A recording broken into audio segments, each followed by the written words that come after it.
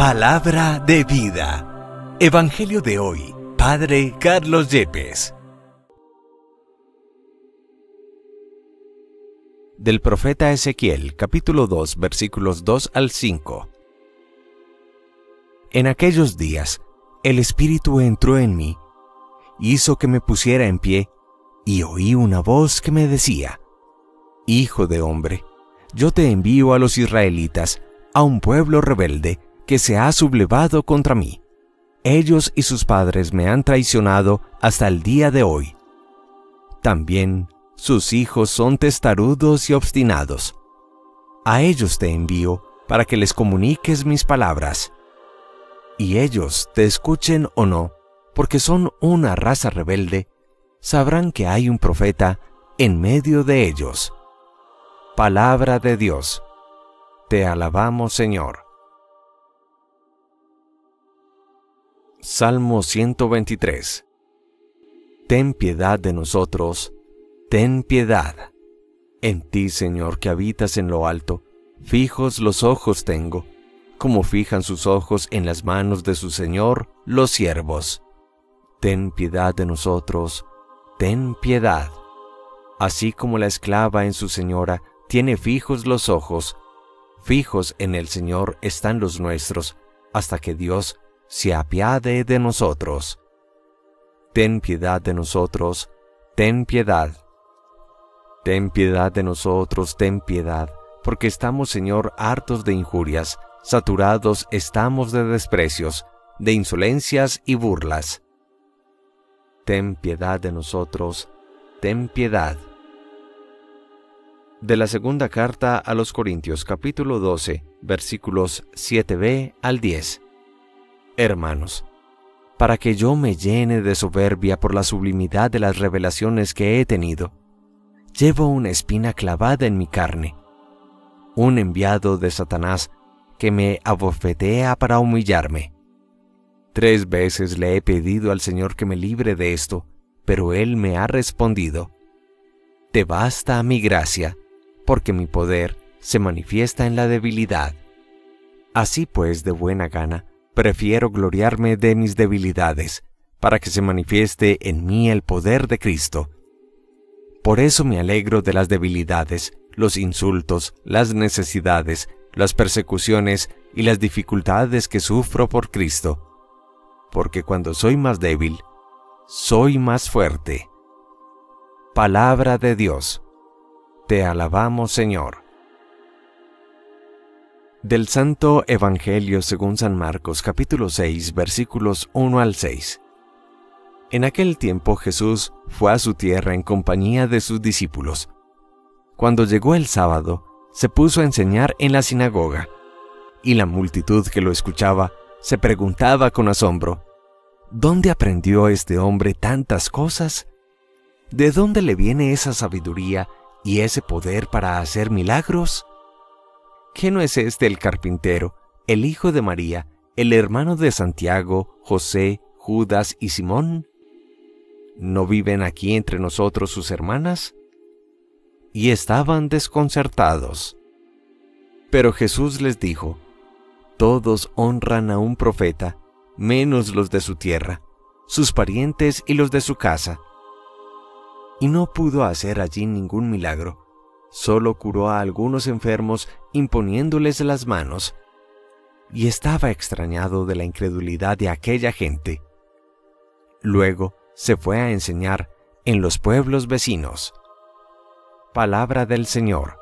Gloria a ti, Señor Jesús. Uno de los textos más impresionantes dentro de todas las cartas del apóstol San Pablo es el que nos presenta hoy la liturgia en la segunda lectura, cuando Pablo reconoce una espina, un aguijón que chuza y se clava en su carne.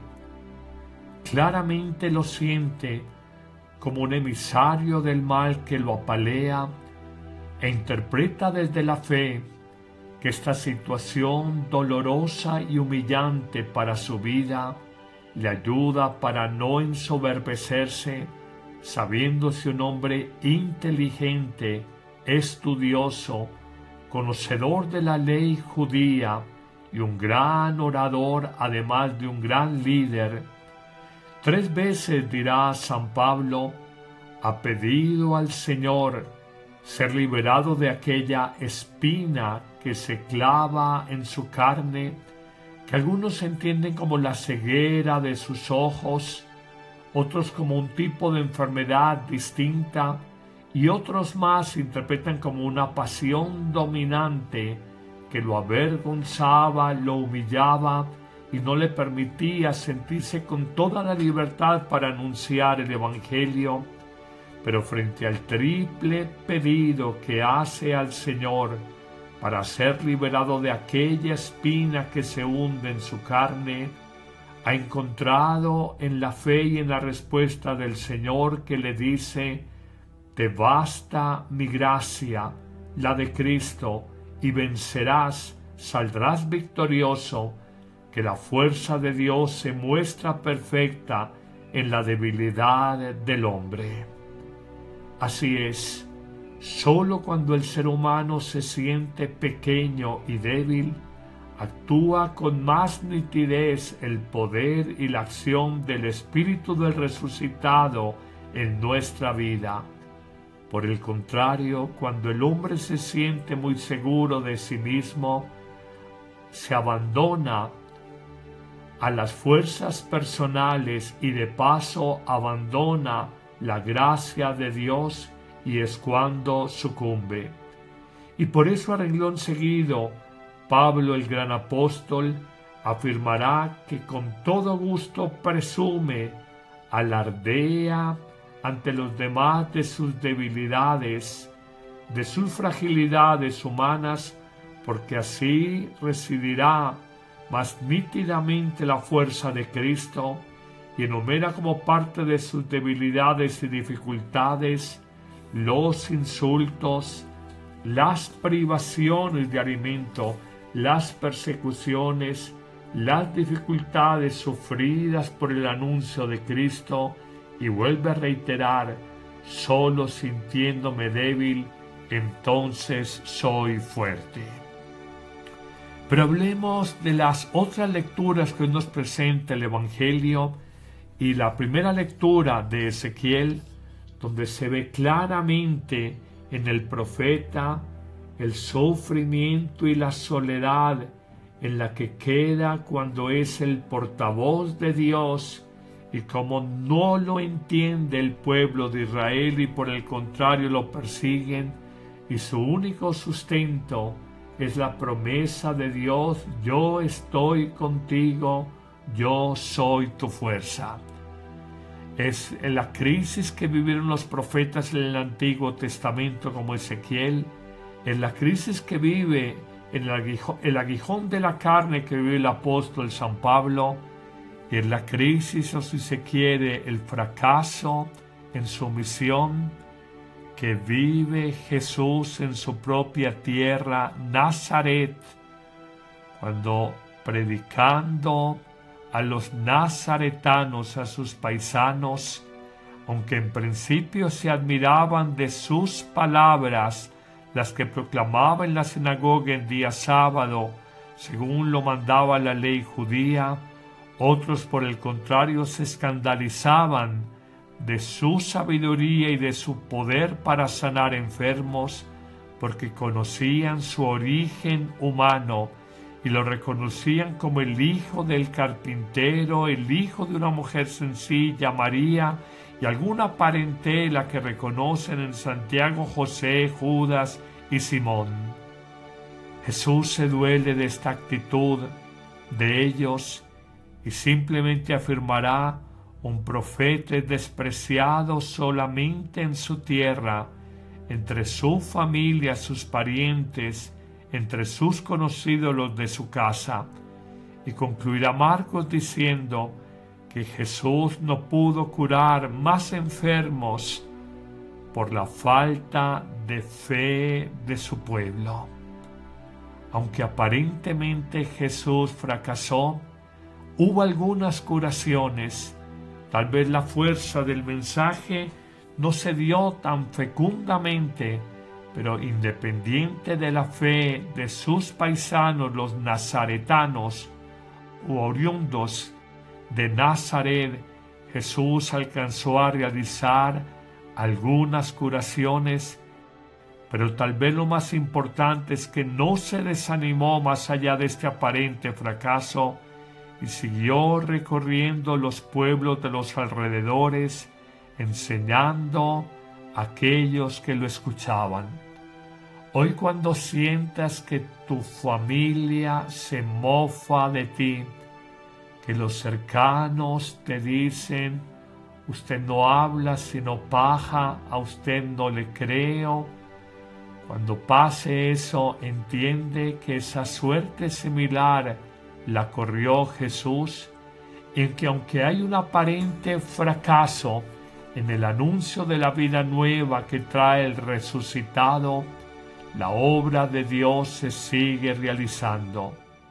Es el destino de Ezequiel, de Pablo, de Jesús, aparentemente el fracaso humano, pero la obra de Dios, y nunca lo olvidemos, Dios triunfó, destruyendo el pecado humano a partir del fracaso de Jesús en la cruz, un fracaso que se había anticipado antes ante los oídos sordos y el escepticismo de sus paisanos, los de Nazaret.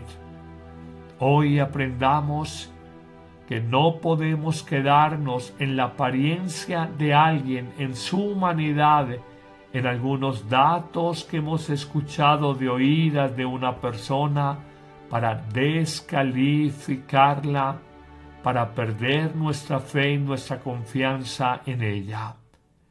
Si algo somos permeables los seres humanos, si algo es vulnerable nuestro corazón humano, es a los chismes, a las descalificaciones.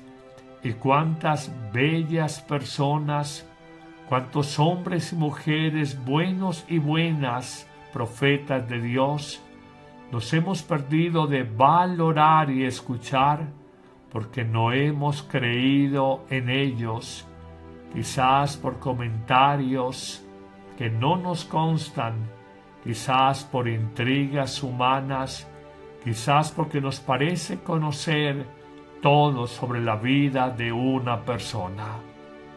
Es allí, en ese conocido, en ese cercano, que actúa Dios, y quizás el día de la muerte de esa persona que está más cerca de ti de lo que piensas, te darás cuenta que tuviste a un gran ser humano que no valoraste lo suficiente, porque se cumplió esa expresión del Evangelio de hoy: qué difícil es ser profeta entre la familia, qué difícil es ser profeta de Dios en la propia tierra. Bendícenos, Señor, en este día, en el nombre del Padre, y del Hijo, y del Espíritu Santo. Amén. La Eucaristía es el principio y culmen de la vida cristiana. La Eucaristía es la oración más alta a Dios, la acción de gracias más sublime, el sacrificio pascual de Cristo que se ofrece por nosotros ante el Padre y se dona en el pan de vida que comemos. No hay verdadero y profundo encuentro con Cristo, sino en la Eucaristía de cada día. Vívela diariamente en tu parroquia, y si no puedes asistir, celébrala con nosotros en YouTube y Facebook Live con el Padre Carlos Yepes y el equipo de sacerdotes que apoyan a Amén Comunicaciones.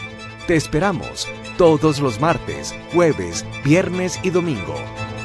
La Iglesia hace la Eucaristía y la Eucaristía hace a la Iglesia.